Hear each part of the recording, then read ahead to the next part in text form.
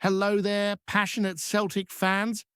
Welcome back to another update, your go-to spot for everything happening at the boys. First off, a massive shout out to all the new supporters joining the channel. It's brilliant to see the community growing. And if you're following along, remember to hit subscribe, give us a like, and make sure you're part of this journey. It's been a bit of a roller coaster at Celtic lately, hasn't it? We're slowly making our way through the season, and every match feels like a new chapter in a story that's still very much being written. Honestly, the mood around Lennox Town has been a wee bit uneasy, and it's hard to ignore. Things haven't been clicking on the pitch, and it feels like the club is wrestling with more than just the usual challenges that come with the league. Now, on to Wilfried Nancy, our manager, and the wee twist on social media that caught everyone's attention. He changed his profile picture on X, formerly Twitter, to a Venn diagram. At first glance, it might seem a small, even quirky gesture, but the timing couldn't have been more eyebrow-raising. Nancy doesn't use social media much, so for him to post something like this, especially right after a run of defeats, it's certainly something people noticed. His account goes way back to 2011, and it's genuine, not a prank. There's old content from Montreal, links to the MLS, and even a tweet from 2015 that shows he's been around the platform for a long time. So this isn't a throwaway joke, it's deliberate, and looking at the diagram itself, the message seems straightforward enough. Focus on what you can control, let go of the rest. It's wise advice, but maybe not the kind of thing you'd expect from a manager on a Tuesday night, right before a game, after 3 losses in a row. Fans want to see focus, determination, and clarity on the pitch. And while the thought is sound, it adds to this growing sense that things aren't quite right behind the scenes at Lennox Town. When we peek into training, the picture gets a bit bleaker. Reports and images from yesterday's session suggest morale is low. Luke Macaulay looked frustrated, arms folded and eyes sharp, while Johnny Kenny didn't look particularly thrilled either. The rest of the squad seemed a bit detached, almost checked out. There's chatter that Nancy and Callum McGregor aren't quite aligned at the moment. It's noticeable that McGregor hasn't faced the media in a while. His last press interaction was right after Nancy's appointment. That absence speaks volumes. It hints at an internal disconnect, one that could explain the uneven performances on the pitch. It's tough to watch, really. You've got to feel a bit for Nancy in all this. He stepped into a challenging role and has had a rough start. Maybe he misjudged how the team would respond or underestimated the depth of the squad's issues. It's clear he's trying, saying the right things publicly, but it doesn't always translate to belief from the players. Young lads like Johnny Kenny end up in front of the cameras, repeating the standard lines about results improving and supporting Nancy fully, but the conviction isn't there. It comes across more like words than genuine sentiment. It's not all down to Nancy, though. The players themselves carry some responsibility. They've shown moments of resistance to structure and discipline, and it's apparent that turning this ship around is going to take more than motivational talk. Social media adds another layer of complexity. Nancy has historically talked about stepping back from platforms like Twitter, choosing to cut out distractions once he became a coach. And yet, here we are, seeing posts late at night that leave fans scratching their heads. Timing and context matter, and when results aren't coming, every gesture, every tweet takes on extra weight. Fans and media are quick to interpret, often amplifying any misstep. It's a delicate balance, managing communication while trying to get the team to gel And right now, the players don't seem fully on board, which makes every off-field action under scrutiny even more critical. On injuries, there's a bit of mixed news. Anthony Ralston's fine after a small cut under his eye, and Kelechi Ian Ale has a hamstring issue that rules him out for the next match. Squad depth is a growing concern, with key players like Sebastian Tenki and Misha Belisha unavailable. Options are thin, particularly in wide positions. The front line is patchy, and it's unclear who will start in key attacking roles.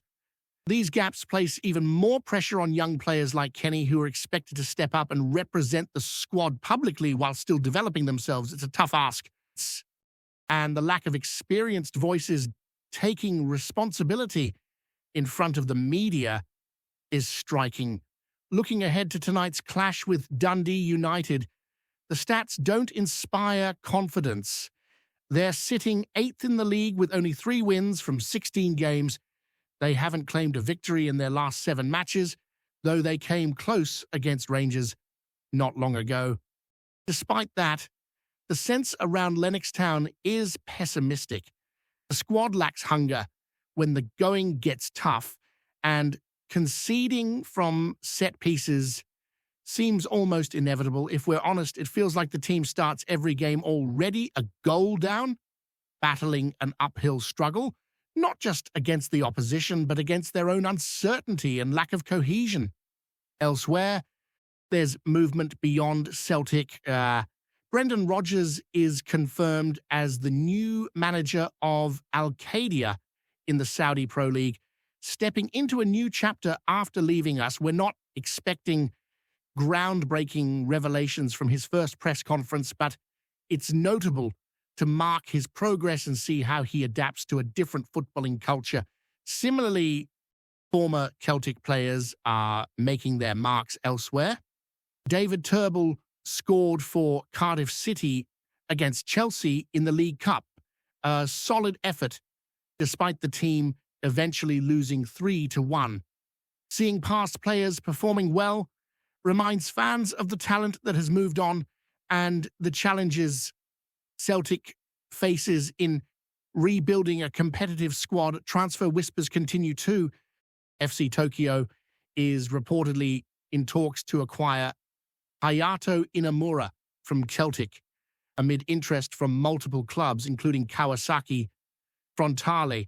Inamura hasn't featured much this season, and it seems a loan with purchase option is likely. Similarly, Shin Yamada remains on the sidelines despite squad shortages. It's bewildering for supporters when signings don't get minutes and the squad depth is stretched. These decisions, combined with the ongoing struggles on the pitch, only add to the frustration of fans desperate to see the boys performing as they know they can. As we look closer at Lennox Town, it's clear that the challenges Nancy faces aren't just tactical. They're deeply rooted in mindset and squad cohesion. There's a sense among the players that the structure isn't holding, that there's no real clarity on what's expected from them on the pitch. And when leadership doesn't visibly connect with the team, even minor mistakes feel magnified. It's a precarious environment, especially for a manager still settling in. Nancy's Venn diagram post, while philosophically sound, almost feels like a reflection of the larger situation, a reminder to focus on what's controllable, even when much feels out of control. It's hard to argue with the sentiment, yet it comes across as a message for self-reflection, more than one for rallying a struggling squad. Fans are watching, and in moments like this, the club needs visible unity and energy, not just thoughtful quotes online. Training sessions over the past week have highlighted the disconnect. Observers have noted players moving through drills with a sense of detachment, not urgency. There are flashes of commitment, yes, but they're sporadic, and the overall vibe is far from cohesive. The senior players' lack of presence in media interactions only fuels speculation that not everyone is on the same page. When Johnny Kenny steps up to speak after a defeat, delivering standard lines with little conviction, it only underscores a broader issue. The voice of experience is quiet, and that silence matters. It's not a criticism of Kenny, he's doing what he's asked, but the optics are concerning. Young players alone cannot shoulder the responsibility of maintaining public confidence. The squad requires experienced leadership on and off the pitch, especially during tough stretches. Meanwhile, Nancy continues to emphasize that the players are the priority. He's repeatedly said that if he can secure their belief, everything else will fall into place. The philosophy is sound, but belief isn't something you can command overnight. It's earned through consistent performance, clear communication, and shared accountability. Early indicators suggest that this process is slower than hoped. Each match feels like a test of patience, not just for fans, but for the manager himself. It's a delicate balance to maintain authority, motivate a squad, and instill confidence when results are lacking. And while Nancy has shown flashes of composure in public appearances, the player's body language tells a different story. Frustration, uncertainty, and a lack of cohesion have been visible, and it doesn't take a trained eye to notice. The upcoming fixtures only heighten the pressure. Celtic is facing a sequence of matches that will test the squad's depth, tactical adaptability, and mental resilience. With injuries to key players and a visibly thin bench, every decision matters. Who starts, who adapts to unfamiliar roles, and how the squad responds collectively will be pivotal. Tactical adjustments alone aren't enough. The team needs a shift in mentality. When the front line struggles to link with midfield or wingers are absent, gaps appear that opposition teams exploit ruthlessly, and as we've seen, conceding from set pieces is almost an inevitability in the current climate. That makes the margin for error vanishingly small. Nancy has to find solutions fast, but it's not just about strategy, it's about confidence, leadership, and accountability. Looking at the broader league picture, Celtic's competitors are observing the situation keenly. Every slip, every underwhelming performance is noted, and rivals aren't shy about capitalizing. Dundee United, despite their low ranking, could prove tricky because Celtic's challenges are internal, not just external.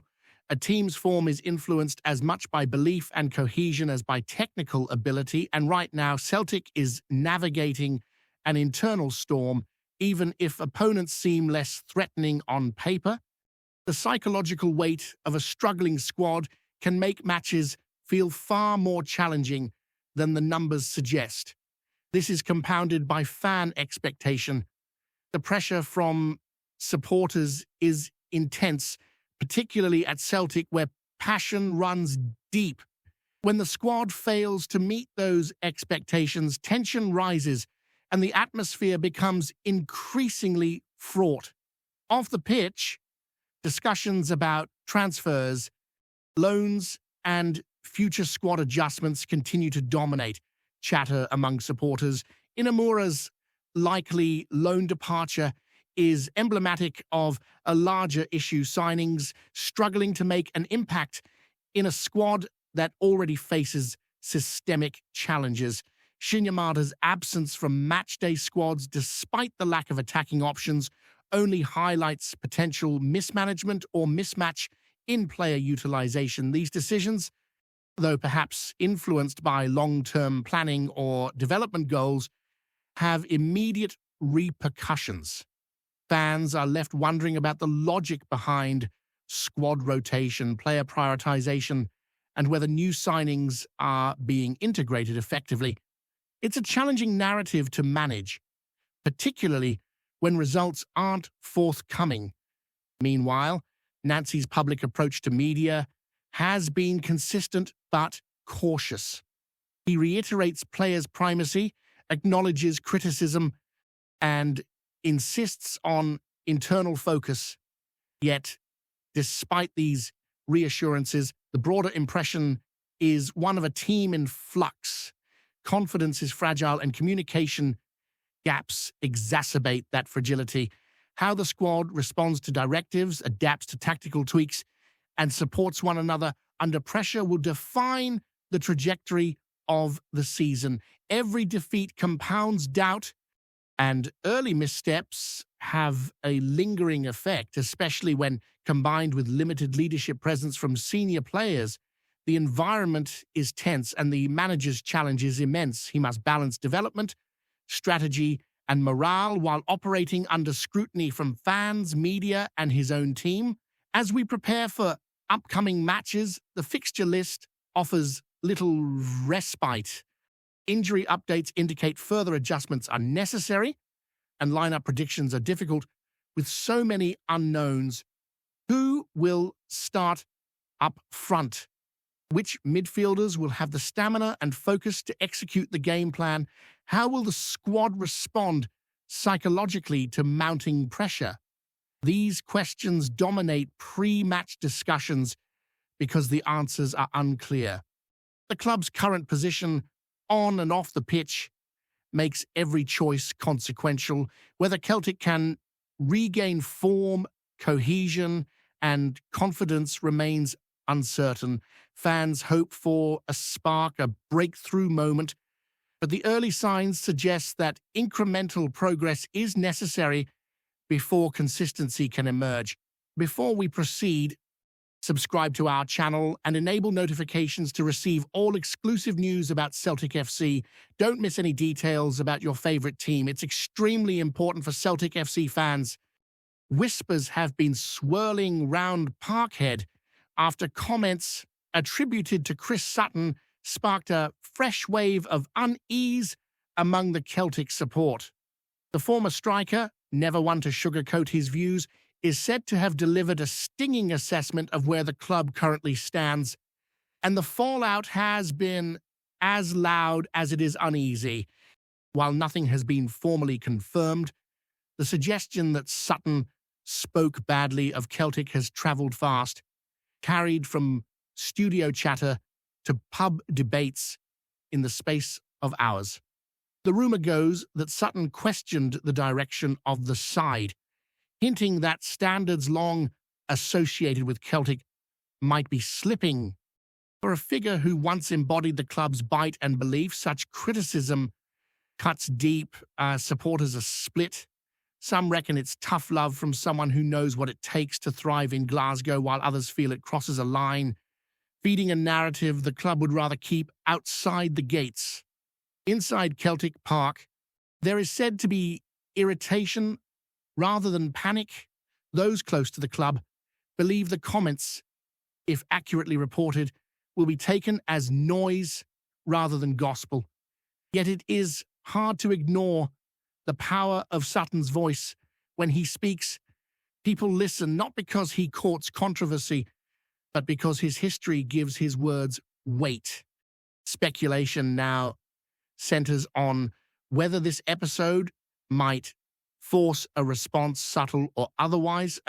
Will Celtic quietly prove a point on the pitch, or will the club's hierarchy seek to cool the temperature behind the scenes? For Sutton himself, the rumour only reinforces his reputation as an uncompromising pundit, willing to say what others might dodge. For now, it remains just that, a rumour fueled by second-hand quotes and sharp reactions. But in a city where football talk never sleeps, even a hint of criticism from a former hero is enough to set the conversation alight. Hello, fan. Don't forget to like and subscribe to the channel, as it means a lot to Celtic FC. Also, share your opinion about the news in the comments below. See you in the next video.